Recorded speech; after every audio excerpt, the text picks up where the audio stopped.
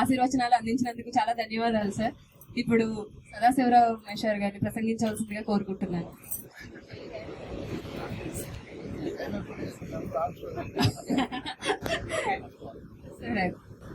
Sir Venkatarao sir. Thank you sir.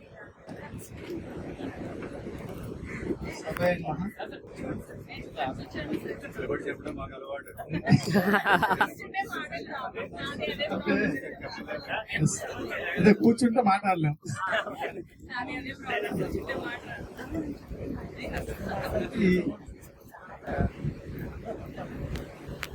ఈ ఆత్మీయ సమావేశానికి ఇచ్చేసిన పెద్దలు రామేశ్వర స్వామి గారికి, పెద్దలు సదాశివరావు గారికి, నా మిత్రులు రాజ్ కుమార్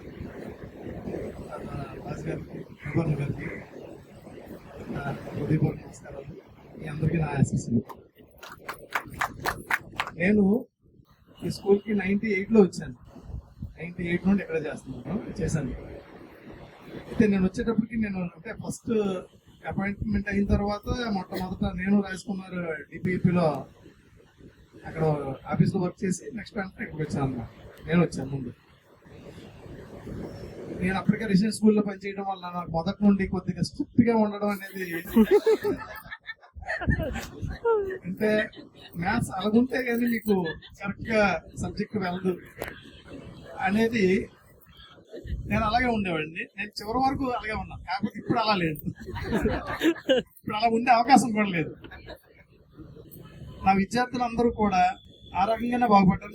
నా సొంత పిల్లలు కూడా అలాగే అందరూ సెటిల్ అయ్యారు బాగా. ఎందుకంటే నేను వాళ్ళకు కూడా అసలు అవకాశం ఇచ్చేవాడిని కాదన్నమాట. చదువు అంటే చదువు ఒకటే, అది కొద్దిగా అంటే అన్నీ ఉండాలనేది ఇప్పుడు. ఇంతకుముందు అప్పుడు ఏంటంటే ఇంకా వేరే దాని మీద మనకి ఫోకస్ వెళ్ళినట్టయితే ఇక్కడ చదువులో వెనకబడిపోతారు అనేది మ్యాథ్స్ టీచర్గా నేను అలా ఆలోచించేవాడిని. అందుకని కొద్దిగా ఎక్కువ కంట్రోల్ ఉండేది. మిమ్మల్ని ఎక్కువ మందిని గట్టిగా కొట్టుకొని ఉంటాను. అయితే నేను ఇక్కడ అపాయింట్ అయిన తర్వాత ఇక్కడ నాకేంటంటే మంచి విలువలు ఉన్న ఉపాధ్యాయులతో కలిసి పనిచేయడం వలన నేను వాళ్ళ నుండి చాలా నేర్చుకున్నాను. అది ఇప్పుడు నా అడ్మినిస్ట్రేషన్ అనేది మిగతా విషయాల్లో కూడా చాలా ఉపయోగం అవుతుంది. నా స్వామి గారు కానీ, సదాశివరావు గారు, వీళ్ళ నుండి నేను చాలా స్పీడ్ అయిపోతుంటే వీళ్ళు నన్ను చాలా కంట్రోల్ చేస్తుండేవారు అనమాట.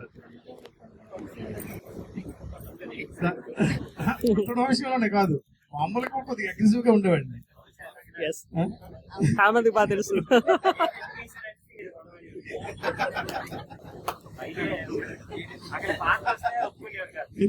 అవును.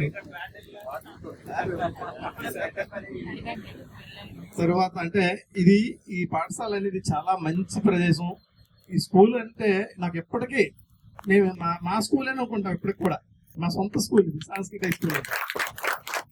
ఇప్పుడు మీలాంటి విద్యార్థులు లేరు, ఎంత మంచి ఉపాధ్యాయులు కూడా లేరు. ఒక ఎథిక్స్ ఉన్న ఉపాధ్యాయులు అంటే ఏంటంటే అంత కమర్షియల్, ఏదో చెప్పాము జీతం తీసుకుంటున్నాం వెళ్ళిపోతున్నాం అంతే తప్ప ఆర్టికల్ రిలేషన్స్ అనేవి నేను చూస్తున్నాను. అంటే ఈ ప్లేస్ మారిన తర్వాత నేను ఇక్కడ నుండి నిలమర్లు వెళ్ళాను, అక్కడ నుండి గజపతినగరం వెళ్ళాను, గజపతినగరం నుండి మరలా మన దాసన్పేట గర్ల్స్ హై స్కూల్, మళ్ళీ ఈ స్కూల్ తర్వాత మళ్ళీ ఆ స్కూల్ కొద్దిగా మంచిగా అనిపించింది నాకు. అక్కడ నుండి నేను ఏం చేశానంటే సెల్ఫ్ గోల్ చేసుకున్నాను. సెల్ఫ్ గోల్ చేసుకుని ఒకసారి అరణ్యవాసంలోకి వెళ్ళాను. ఇప్పుడు Seethampeta, present Seethampeta government high school హెచ్ఎంగా పనిచేస్తున్నాను. నాకు 2023లో ప్రమోషన్ వచ్చినప్పటికీ నాకు అంత దూరం వచ్చింది. చోడమని వస్తే వదిలేశాను, సీతంపేట వచ్చినా వదిలేశాను. అంత దూరం వెళ్ళడం ఇష్టం లేక, అప్పుడు నా ఫ్యామిలీ ప్రాబ్లమ్స్ ఉంది కూడాను. 25లో రెండోసారి విడిచిపెట్టడం ఎందుకని తప్పకుండా వెళ్లాల్సి వచ్చింది. అయితే తరువాత అంటే అక్కడ విద్యార్థులు కూడా ఏంటంటే ఇప్పుడు కేవలం నాకు కూడా ఏమనిపిస్తుంది అంటే నాకు ఇక్కడ పనిచేసినప్పుడు చాలా సంతృప్తి ఉండేది. తర్వాత దాసన్పేటలో పనిచేసినప్పుడు చాలా సంతృప్తి ఉంది. ఈ మిగిలిన ప్రదేశాల్లో పనిచేసినప్పుడు నెల్లిమర్లలో అంత లేదు, కొంత బెటర్, గజనగరంలో పూర్తిగా లేదు. ఇప్పుడు అక్కడైతే అసలు లేనే లేదు. ఏంటంటే నేను ఎంతైనా కంట్రోల్ చేద్దామని చూస్తుంటాం. ఇప్పుడు విద్యార్థులు కూడా ఎలా ఉన్నారంటే విపరీతమైన బ్యాడ్ హ్యాబిట్స్. అప్పుడు మనకి అలా లేవు, చక్కగా ఉండేవారు. చెప్తే దెబ్బలాడితే మందలిస్తే కొద్దిగా సర్దుకుండేవారు. ఇప్పుడు అలా లేవు. కనీసం గౌరవం అనేది, ఉపాధ్యాయుడు అంటే గౌరవం కూడా లేదు ఇప్పుడు విద్యార్థులు. అది చాలా బాధపడాల్సిన విషయం. అంటే మీకు ఎందుకు ఈ విషయం చెప్తానంటే మీ పిల్లలకి మీరు చెప్పుకోవాలి. ఇప్పుడు పిల్లలకు కూడా పేరెంట్స్ చెప్పే పరిస్థితి లేదు. వాడు ఏ తప్పు చేసినా వెనకేసుకొస్తున్నాడు. నిన్న పేరెంట్స్ తో కలిసి వచ్చాడు, ప్రేయర్ అవుతుందంట. ఒక టీచరు కారు అడ్డగా పెడితే తీయమన్నారు. తీయమంటే ఆ అబ్బాయి వెళ్ళి కొట్టేశాడు అక్కడ ఉన్న టీచర్ని. అది పక్కన టీచర్ ఉంటూ ఉండగా, టీచర్ కొడుకే టీచర్ ఉన్నారు అక్కడ, ఆ ఫాదర్ ఏమో హెడ్ కానిస్టేబుల్ చేస్తున్నారు అక్కడ. అంటే అది మన పెంపకంలో లోపమే కదా. అది మన పిల్లలు అలా బిహేవ్ చేస్తారంటే ఖచ్చితంగా మన పెంపకంలో లోపమే. ఆ లోపం లేకుండా చూసుకోవాలని ఈ విషయాన్ని మీకు ఒకసారి గుర్తు చేస్తున్నాను ఖచ్చితంగా. ఎందుకంటే టీచర్స్ ఎంత చెప్పినా ముందు తల్లిగా మీరు, తండ్రిగా తరువాత. ప్రైమరీ ఎవరంటే తల్లే కరెక్ట్ గా చెప్పుకోవాలి. అంటే మన పిల్లలు మనం కరెక్ట్ గా, అంటే ఇప్పుడు ఇంతకు ముందులాగా మనం కొట్టి తిరిగితే కాదు, కానీ మనం అబ్జర్వేషన్ లో ఉండాలి. అబ్జర్వ్ చేయకపోతే మాత్రం వాళ్ళు మనకు తెలియకుండానే తప్పుదోవ పట్టేస్తారు. మనకు తెలియకుండానే జరిగిపోతుంది. అప్పుడు మనం సరి చేసుకోవడానికి కూడా అవకాశం ఉండదు. నేను మా పిల్లల్ని ఎంత కంట్రోల్ చేసేవాడిని అంటే, నేను ఒక చుట్టూ చాక్ పీస్ తో గీసి మీరు ఇక్కడ నుండి కదలడానికి వీల్లేదంటే, నేను ఒకసారి మర్చిపోయి నేను టౌన్ లోకి వచ్చాను. నేను వెళ్ళేసరికి ఒక 6 hours అయిపోయింది. వాళ్ళిద్దరు కదలలేదు, అలాగే ఉండిపోయారు అనమాట. తర్వాత అప్పుడు ఈ సెల్ ఫోన్లు కూడా లేవు కదా. నేను వెళ్ళేసరికి అయ్యో అంటే అప్పుడు నాకు అనిపించింది, ఏమన్నా కదలలేదంటే మీరు ఏం కదలొద్దు అన్నారు కదా. నాకు ఒకసారి షాక్ అయ్యాను, ఇంకా అలా చేయకూడదు అని. అంటే అది అతి తర్వాత రిలైజ్ అంటే ఇప్పుడు పిల్లలు కూడా, మా పిల్లలు కూడా గుర్తు చేస్తుంటారు, డాడీ మీరు ఎంత పిల్లలు ఉండేవారు, ఇప్పుడు ఎలా ఉన్నారని. ఇప్పుడు నేను అలా లేను.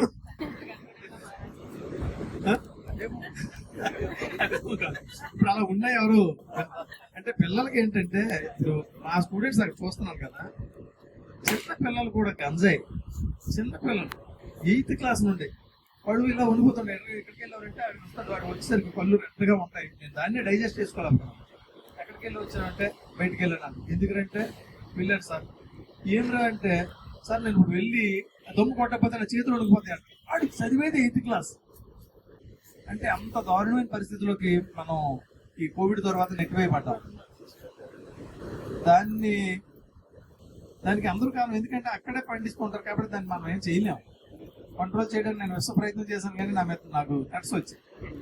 నేను వెళ్ళి ఆ డిఎస్పీ గారికి, ఆ సిఏ గారికి చెప్తే తర్వాత నన్ను ఇండివిజువల్ గా పిలిచి, నేను ఇక్కడ సార్ మీరు కొత్తగా వచ్చినట్టున్నారు, మీరు కొద్దిగా మారాలి కానీ వాళ్ళు మారరు, మీరు కొద్దిగా లేకపోతే మీరు ఇబ్బంది పడతారని నాకు చెప్పారు.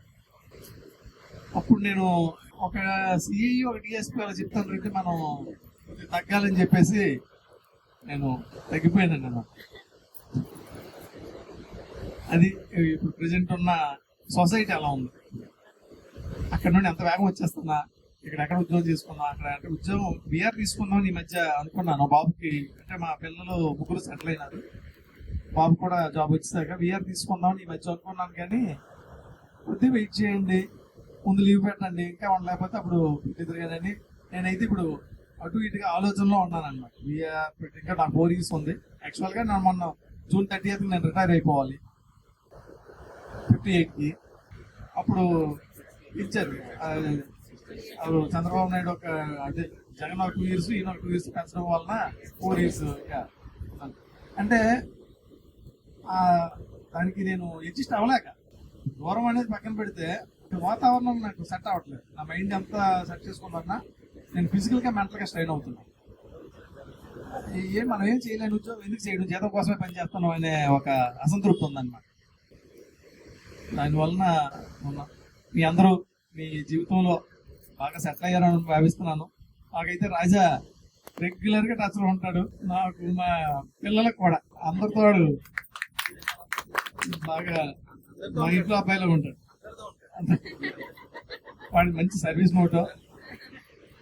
గురువు అంటే చాలా మొత్తం, అంటే మాకు ఇదే సంతృప్తి. మిగతా ఏ డిపార్ట్మెంట్ లో కూడా అలా ఉండదు.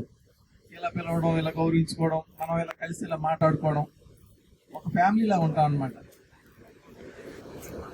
అది మీ అందరూ ఈ రకంగా మా అందరినీ కలిసి మా టీచర్స్ కూడా కలవడం, అంటే మా గురువు సమానులు సదాశివరావు గారు, స్వామి గారు, నా మిత్రులు అందరినీ కలవడం కూడా నాకు చాలా సంతోషంగా ఉంది. మీ అందరినీ కూడా కలిసినందుకు చాలా ఆనందం వ్యక్తం చేస్తున్నాను. అందులో కలిసినందుకు చాలా ధన్యవాదాలు. మీ జీవితంలో మీ పిల్లలు కూడా మంచి పద్ధతిలో పెంచాలని నేను కోరుకుంటున్నాను. ఈ సొసైటీ బాగోలేదు, ఇప్పుడున్న మీడియా ప్రభావం అవనివ్వండి, సెల్ ఫోన్ ప్రభావం ఇవన్నీ ఉన్నాయి కాబట్టి వీటిని మనం అబ్జర్వేషన్ ఉంచుకుంటూ కొద్దిగా శుతిమెత్తగా చెప్పుకోవాలి. పటువుగా చెప్తే ఇప్పుడు వినే వాళ్ళ పరిస్థితి అస్సలు లేదు. కాబట్టి ఇది ఇప్పుడు కఠిన స్వామి జాగ్రత్తగా అంతా మంచిగా ఉండాలని, మీ అందరూ మంచిగా ఉండాలని కోరుకుంటూ